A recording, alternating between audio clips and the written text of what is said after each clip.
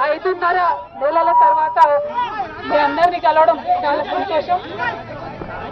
ఇవాళ ఇక్కడికి వచ్చినటువంటి టీఆర్ఎస్ పార్టీ కార్యకర్తలకు అందరికీ మీడియా మిత్రులకు హృదయపూర్వకంగా నమస్కారాలు.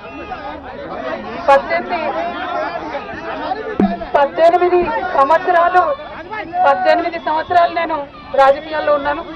ఎన్నో ఎత్తుపల్లాలు చూశాను.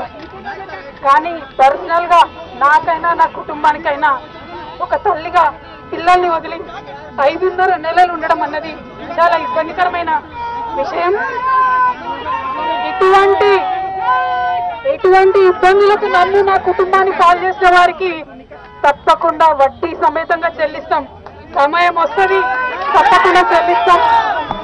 అదేవిధంగా ఇటువంటి కష్ట సమయంలో మాకు మా కుటుంబానికి తోడున్నటువంటి వారందరికీ హృదయపూర్వకంగా పాదాభివందనాలు తెలియజేస్తా ఉన్నాము. అందరికీ కూడా ధన్యవాదాలు. आप सभी को मेरा धन्यवाद.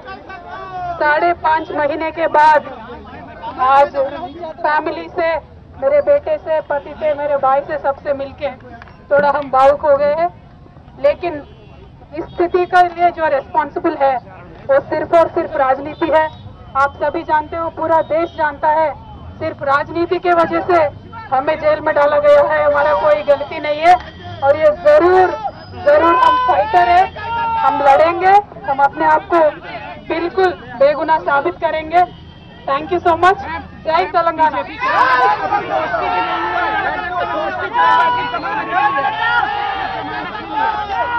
ఎవరి గురించి చెప్పే అవసరం లేదు. మనము, నేను తెలంగాణ బిడ్డను, నేను కేసీఆర్ బిడ్డను, నేను తప్పు చేసే ప్రసక్తే లేదు. నేను మొండిదాన్ని, మంచిదాన్ని. అనవసరంగా జైలుకు పంపి నన్ను జగమొండిని చేసిండ్రు. ఇంకా ప్రజాక్షేత్రంలో గట్టిగా పనిచేస్తాం, కమిట్మెంట్ తో పనిచేస్తాం, అందరితో కూడా నిలబడి ఉంటామని తెలియజేస్తున్నాం. We were always tough. We are fighters. We will fight it out legally. We will fight it out politically.